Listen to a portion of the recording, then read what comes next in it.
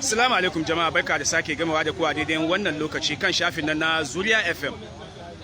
Jiya da yammacin jiya ruwan da aka tafka kamar da bakin kwarya yayi ambaliya unguwanni da dama. Jiya ma junction nan na Asabe ba bar shi a baya ba, inda ruwa ya dau mota da adaidaita ya shige ma cikin daji. A daidai wannan lokaci muna unguwar junction nan na Asabe, in ya so mu gan ya lamarin ya kaya a jiya ne.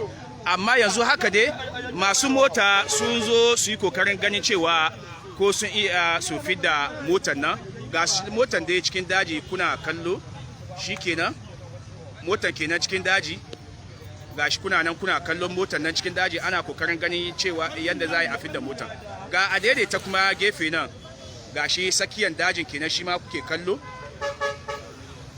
abin da ke faruwa a unguwan nan na Asabe kenan, junction na Asabe zuwa da kenan. Ga mutane jama'a dai gashi nan, wannan lamari ya janyo traffic a kan hanya. In ka duba gashi nan dai traffic ne kan hanya, gashi nan in ka duba traffic ne kan hanya dai ake kallo. Za mu zagaya mu duba mu gan yanda lamarin ya kaya, in ya so mu gan yanda za mu tattauna. Gashi nan wannan bango kuma jiya ruwan kenan ya karya wannan bango. Please, I don't want to get into your video, please. Yanda lamarin kenan, ga hukuma kuma na NADMO, wato Alhaji Faisal kenan, tun jiya da dare su kenan sun zo su duba su gan yanda da safen ga lamarin ke kayawa. Mu duba cikin wannan gida, ga yanda ruwa ya musu ambaliya. Yanzu haka dai mutane cikin gida sun fita cikin gidan. Mu duba inda ruwan ya kai jiya, gashi nan makin ruwan kenan daidai takwaron nan, inda ruwan ya kai jiya kenan. Yanda lamari ya kaya nan, ga wannan gida yana dab da junction nan na Asabe. Mu duba yanda cikin gidan yake, ga yanda cikin gidan yake, an fita cikin gidan, mazauna cikin gidan gashi nan ya zudda waton bine na wannan gida, waton wall kenan. Gashi nan dai yanda ruwa ya dauke wurin, yanda wurin yake kenan.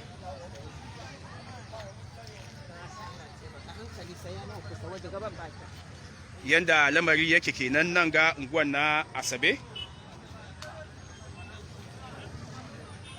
Gashi nan ga motan can ana kallo fa, ana ciki dai ana duban yadda za a yi a fidda wannan mota.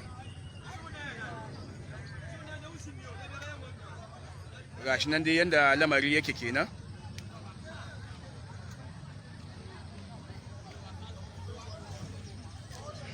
Wannan ruwa dai na jiya dai shi dai Allah.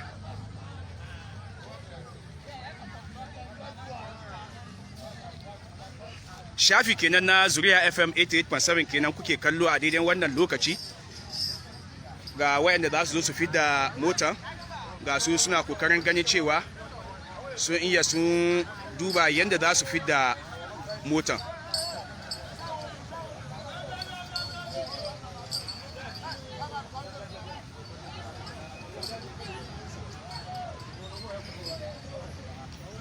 Laka ne ciki, so da shi ne ba za mu iya shiga ba, amma mun saya baya muna dubin yadda lamari ke kayawa a can.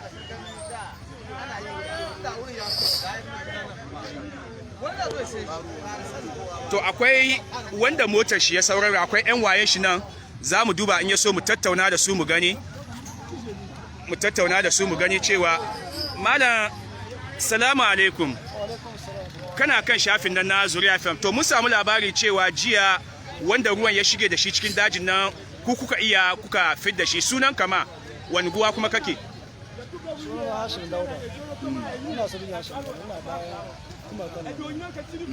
To jiya me ya faru ne har kuka iya kuka fid da wannan bawan Allah da ke ciki? Jiya gaskiya ni na jira ne, na ji yana magana na wurin nan sai na fita na kai nan ga aka ce mutane na ciwo ne. Gaskiya na sai kuma ji yana magana suna kara sai na samu wanda zai taimake da yayi ne gurin karfi da Allah. To aka kawo jiya, na kama jiya na shiga ciki. Na farko na ce wata mata nan ga na biyu so ta saura biyu na kuma mai lori na mutu sai biyu ne na mace da namiji. Kuka sai kuma na ce na mace na bar sai namijin nan da kan wani wuce kawai igiyar suka abin da ni na zo iko Allah muka yi ikon Allah ne kuka iya kuka fita shi ya shekai da kanka da kake shiga cikin ruwan shi ya kake jin shi ne da za ka shiga cikin ruwan ka ji tsoron shiga a ruwan ya yana da karfi ni kuma na saka ma ai tawakka da Allah ne shiga saka Allah ya kai tawassuli da Allah ne ka shiga don ka ce cikai to mun gode kwarai kace sunanka Dauda Hashim Dauda Hashim Dauda ne jiya wayanda suka iya suka taimaka wanda ruwan ya tare su cikin ruwan ni wanda wana guda ni sunan su ba to wai shi da wani bawan Allah daya wanda suka iya suka kokata suka shiga to ina jin yan wayen shi wanda ruwan ya dau motar shi kenan ya shiga da sunan cikin dajin nan zamu je malam salamu alaikum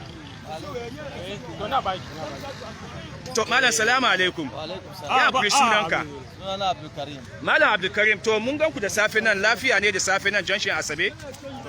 Lafiya mun zo saboda fargaban jiya saboda kanin mu ne. Kanin ku abin ya faru haka nan. wancike a daidaitan ko motan? Motan nan. Ya sunan shi? Sunan shi Muhammad Amin. Muhammad Amin mai sunana kenan. To she ya kuka ji shi ne jiyan ne? Ni dai da safen ga na ji shi ma ba ma jiya ba. Da safen ga da yayana ya call na yake koro mini abin da ya faru jiya. So shi na tashi na zo mu duba yadda za mu yi mu fita motar. Amma shi da ikon Allah ya fita lafiya. To yayi ya fita ne ma? To an taimake shi. An taimake shi ne. Da ikon Allah an taimake shi.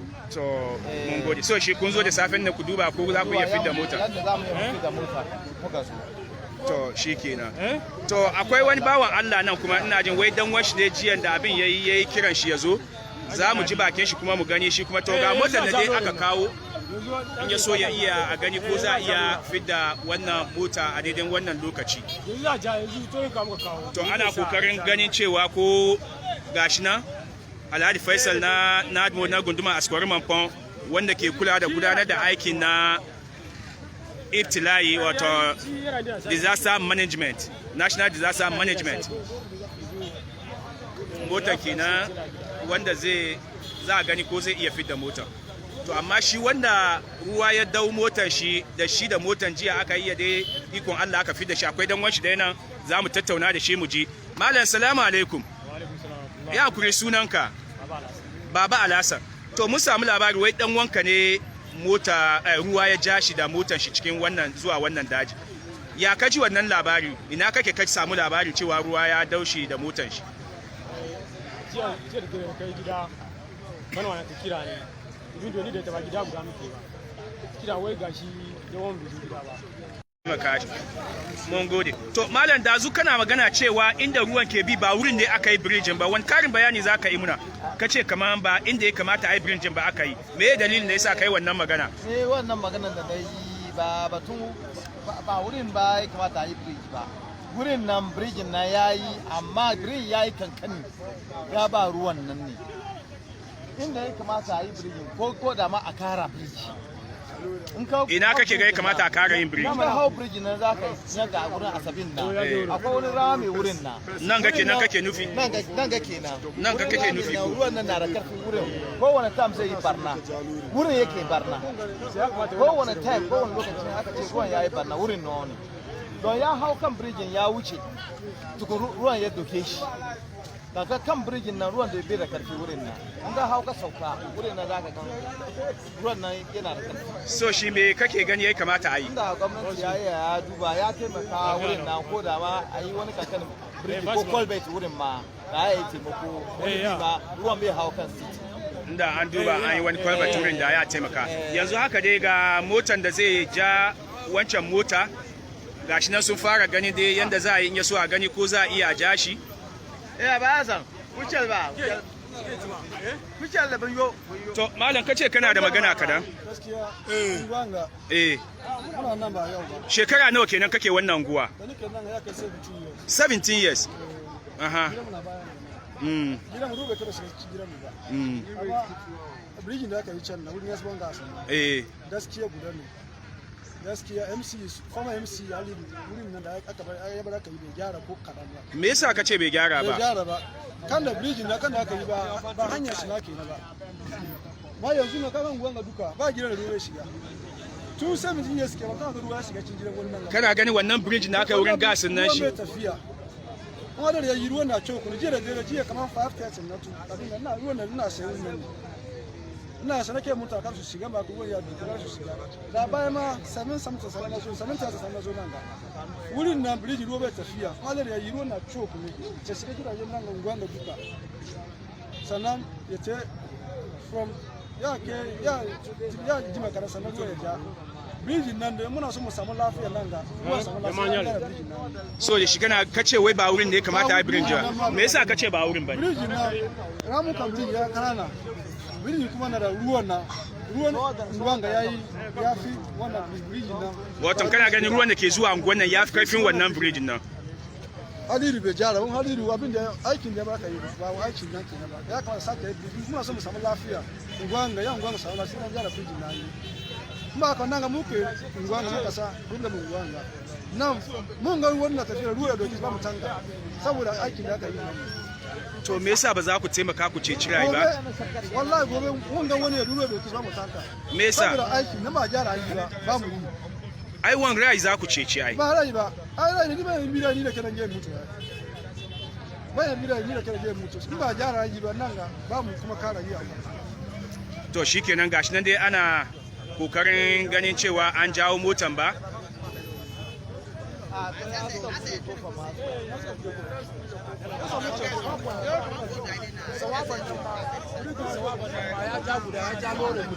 kace malam sunanka wani guwa kake kai ma kace me kuma daga can bridging da ke abin da ya ake da suna sawaba haka shi ma ja mota haka ruwan ya ja mota da wurin an rasa rai wurin ba rasa rai ba dai kowa ya fita gashi dai mutane sun zo kenan suna dubi abin da ke faruwa a daidai wannan lokaci to wato hukuma wanda ke kulawa da gudanar da aikin National Management Disaster wato Malam Faisal wanda tun jiya da dare yana wannan unguwa muke tattaunawa da shi mu ga wani abu ke faruwa nan ne amma mun kasa kaiwa nan jiyan nan. Malam Faisal, salamu alaikum.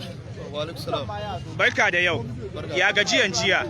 To tun jiya dai muna tattaunawa da kai kan waya lokacin da kuke nan kuke ganin cewa ku kiyaye rayuka da dukiyoyi. Wani abu ya faru don jiya ba mu nan dai kan waya muke ji wani abu ya faru nan jiyan ne. Jiya da ya zo ne da karfi. Muka duka mun ba su hakuri ya ga inda za mu yi ba su hakuri. Kun yi me? Mun ba su hakuri. Shi da zai shiga cikin ruwan kuke son ku kiyaye ran shi she kun ba shi hankuri? Aikin mu kenan. Sai za baka ka force me shi da.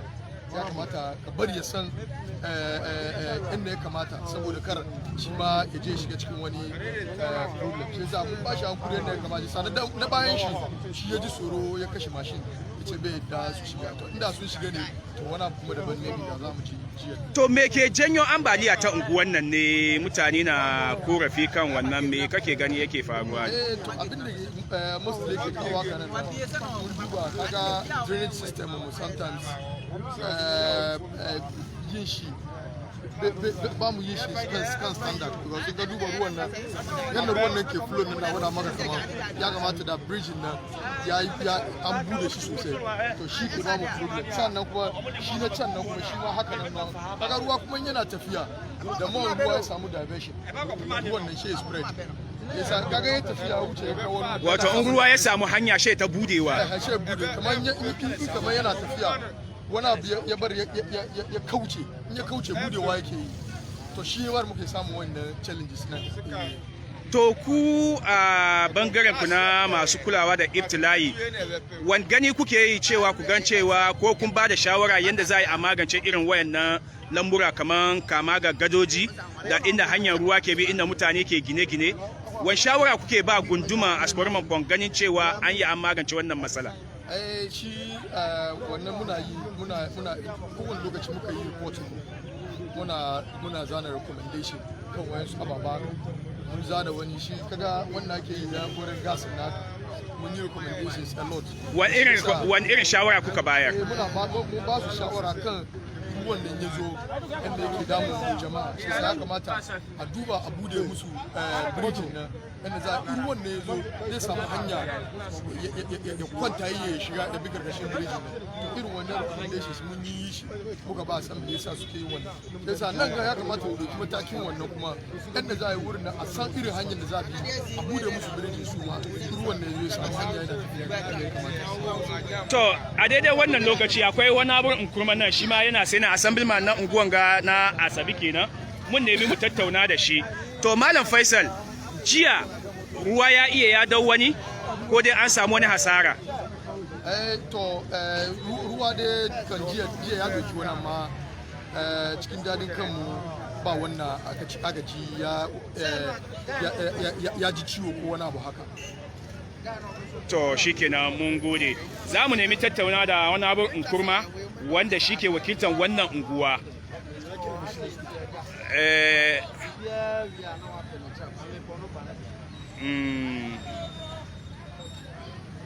Za mu nemi gashi dai ana kokarin ganin yadda za a yi a fidda wannan mota gashi nan ciki dai. Gashi nan dai ana kokarin ganin cewa an fidda a duba inda motar yake. A duba inda motar yake. Ga a daidaitan kuma ciki can yana nan wurin.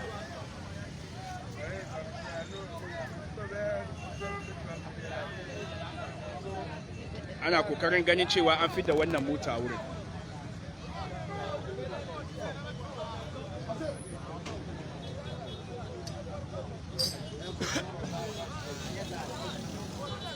Yanda lamarin ke kayawa nan kenan daga wato Asabi Junction kenan. Ga yanda mutane suka kwara suke kallon abin da ke faruwa. Mutane unguwan da wasu na cikin fargaba wai domin wannan abu bai taba faruwa irin haka ba. Bai taba faruwa irin haka ba. To Honorable Kwame Nkrumah ke ga wato shine wato assembly member na wannan unguwa.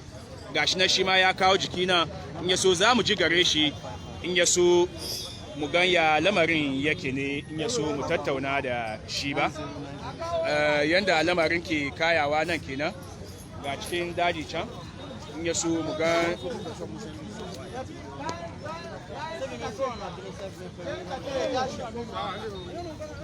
gashi nan wato inda ake ja inda motan ke ja ne shi kuma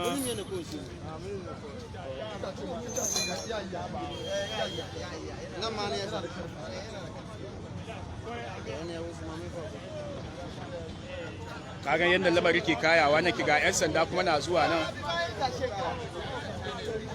ga 'yan sanda kuma na zuwa nan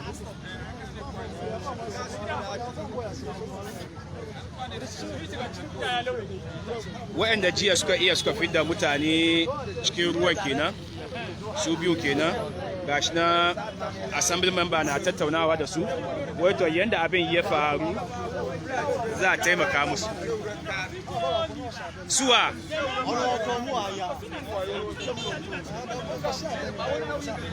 mutane dai na korafi a nan mutane na korafi a nan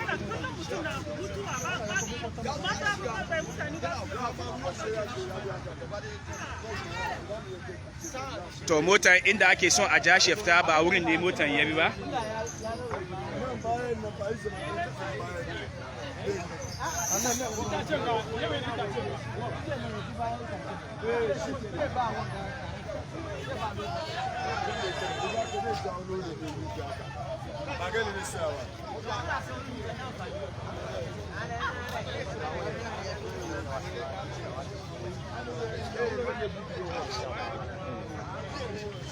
to wani abu Kwame Nkrumah za mu ji bakinka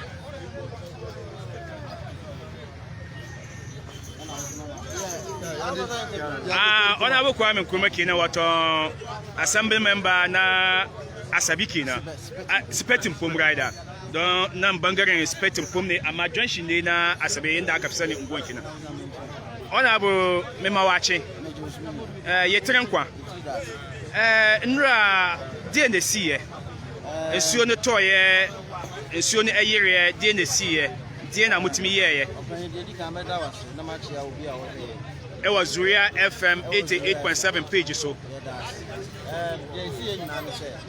ɛno nsuo no tɔ yɛ ha de wohwɛ a tam bia no nsuo no tɔ a ɛyiri ɛwɔ ha na nsuo no tɔ yɛ no so ɛyiri na me nuanom mmienu wei me Mohammed Abide na Hashim Dauda ɔmo na nyame ka ɔmo akoma ɛma nipa anaka nsuo no Africa na ba akɔhyɛ mu ɔmo na etimi bɔ ɔmo mmɔden ɛtiti nsuo no nkɔyi saa yɛ nuanom a ɛno anka nsuo no de ɔmo kɔ yɛde aseda nyinaa bɛma Nyankopɔn yɛde aseda ama nuanom mmienu Mohammed ne Hashim sɛ ɛno ɔmo nya ɔmo kɔyɛ saa adwuma no de boa ama akyerɛnkyɛ biara ntole yɛmpɔtɛ mu aseda nkɔma Nyankopɔn na nkɔma yɛ na nsuo si nsuo no taa yɛre deɛ na woyɛ fa ho wo assemblyman ɔbɛn deɛ wɔn nyinaa nsɛm mmerɛ bi atwa mu na yɛte nsuo no mu a ɛmfa saa ɛyɛ ne ma na yɛgyaeɛ no na ama saa na ade tina mo gyaeɛ ɛno yɛ assembly asɛm nti yɛgu so na sɛ woyɛ assembly member yɛgu so a yɛka ho asɛm sɛ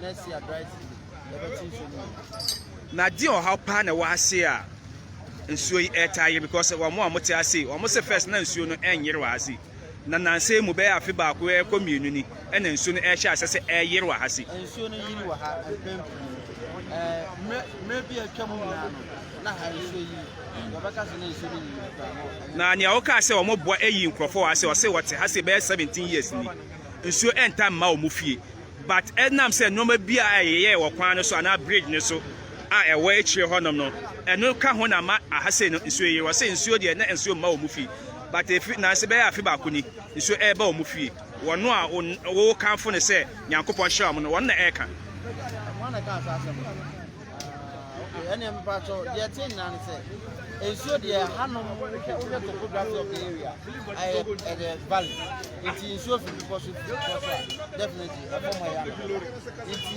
sɛ nsuo ma ha de nsuo ba na deɛ wɔn nyinaa ne sɛ bridge no a ɛwɔ anim hɔ ɛna mɛka sɛ bi a yɛyɛ n'akyi na ama na basa ade ntumi nkyɛn but mmerɛ bi atwam kura bɛyɛ 3 years nipa bɛyɛ 6 ewu wɔ ha saa bea yɛ nipa 6 ɛno so nsuo na bɛfɔ mo kɔ nti nsuo deɛ yi wɔ ha abiri na sɛ deɛ na wo bɛyɛ afa ho as assembly member deɛ na wo bɛyɛ afa ho sɛnea ɛbɛyɛ a deɛ complain ɛna wode bɛkɔ ɛwɔ assembly hɔnom sɛnea ɛbɛhwɛ a yɛbɛsi nneɛma bi kwan complain deɛ wɔ hɔ dada nti deɛ ɛbɛsɛn sɛ afei yɛbɛsi dry season yɛbɛmake sure sɛ dredge yɛbɛte nsuo no mu ama nsuo no nya kwan akɔ yɛda ase Honorable Nkrumah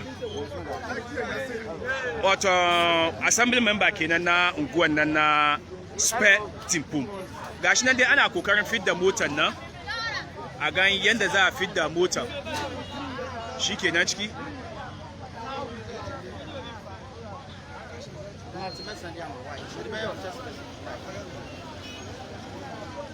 gashi ana kokarin ganin cewa an jawo motar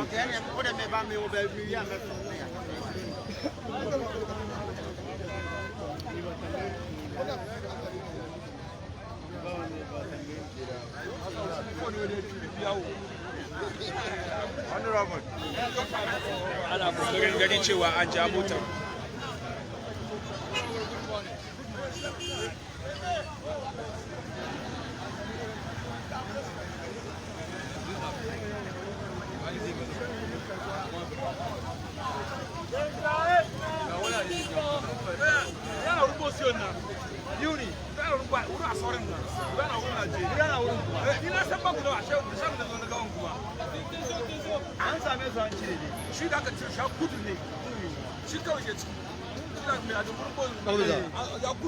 Malam kana magana batun mai adaidaita? Salamu alaikum. Ya sunan ka malam? Sunana Muhammad. Wani unguwa kake? Na Spain. Kana magana cewa mai adaidaita da yanda ke wurin wanke mota wato adaidaita biyu kenan ruwa ya ja. Ni da sai na zo na gawan ma amma ce da muke wurin aka cire gudan. Shi direba ya gudu ma ne ma ya bar moto. Wai me dalilin guduwan shi? Allah kawai sani. Yana ga ko kiyamun shi kai aka fade shi. Wallahi. Ya bi cikin ruwan ne ruwan ya ja shi ko dai? Ya bi cikin ruwan ya ja shi. So da shi wato kin ji yayi ya bi. A ga an ce mai sai yace ya ce shi aka ce mai ta. Ya fita rayuwar shi bai fita ba kiyamun shi kenan. To wurin nan dai aka cece shi aka fidda shi. Allah kiyaye kowa da kowa. Amin summa amin to. Shaidun gani kenan a jiya suke ga 'yan sanda dai sun fara zuwa dai su ma su zo su gani. To ga motan dai ana kokarin ganin cewa an jawo motan, ana kokarin ganin cewa an jawo motan ba.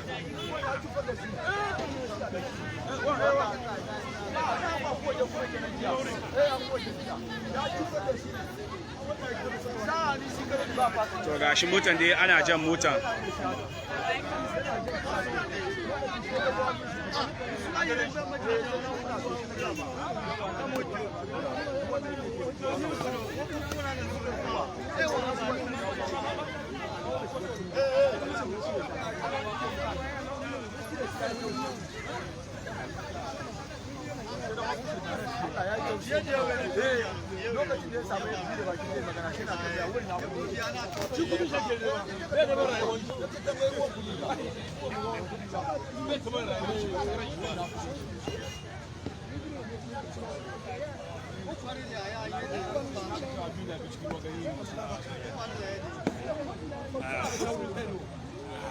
Ana kokarin gani yadda za a yi a fidda wannan mota da jiya ruwa ya ja shi zuwa cikin wannan daji.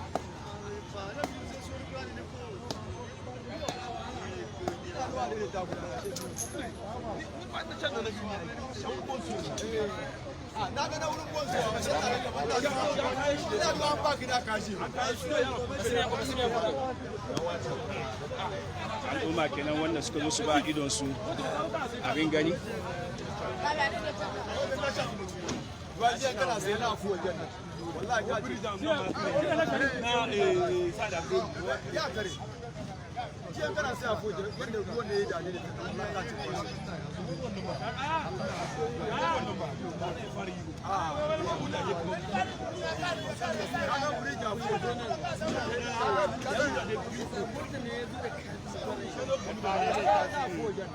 kamin birigi ne ya cika ya yi wani wo ya sauka ya zo sannan nan kuma ya zo ya fara ce sa jiya na asabi ya blog na foji ce shi na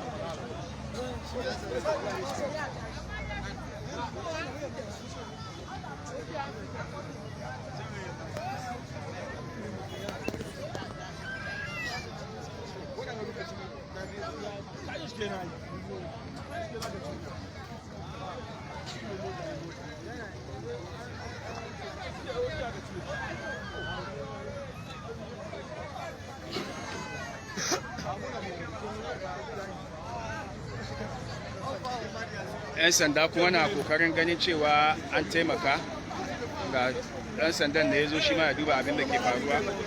Gashi nan dai ana kokarin dai inda motan dai ya kusa kai bakin hanya ba, hanya an jawo shi ya zo gaba kadan ba.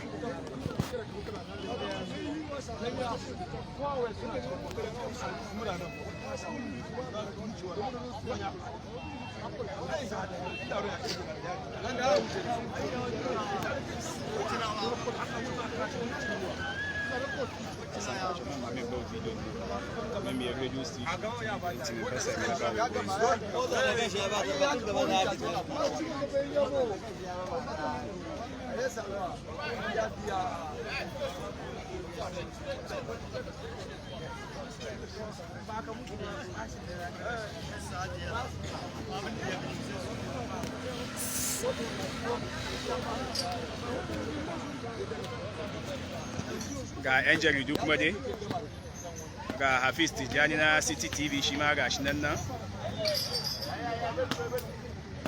shi ma ga shi ya zo daukan labarai.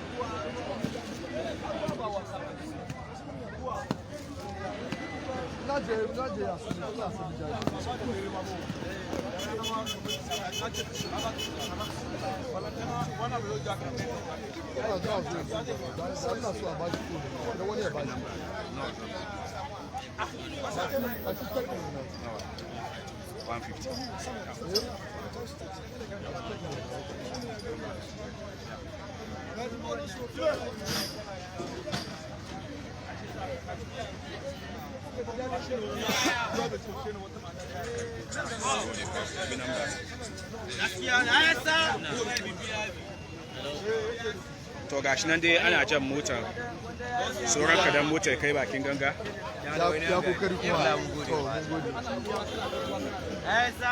Você me yere. Kai wake wala shi. Ina zuwa.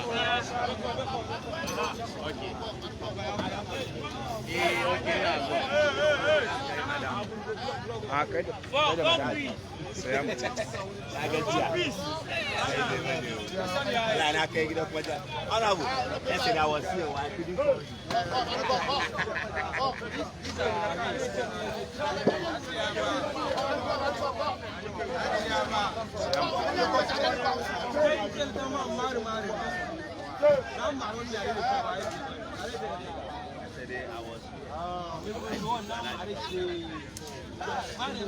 to gashi nan dai an fidda motar an kawo shi baki ba an fidda motar an kawo shi baki to tunda an fidda motar sauran adaidaitan ne dai yake nan ciki ina ga abin da ya faru kenan daga junction nan na Asabe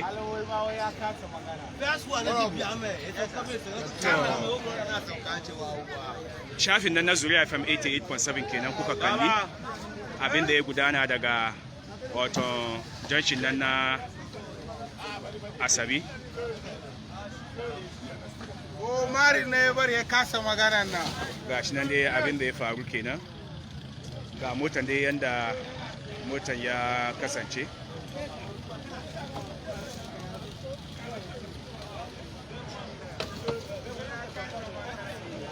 to an fi da motan da an kawo bakin hanya ba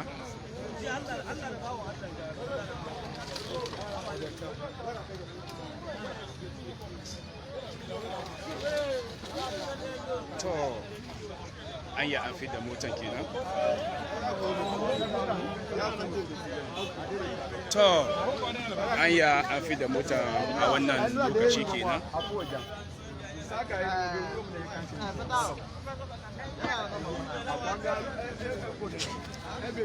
yanda lamari ya kaya kenan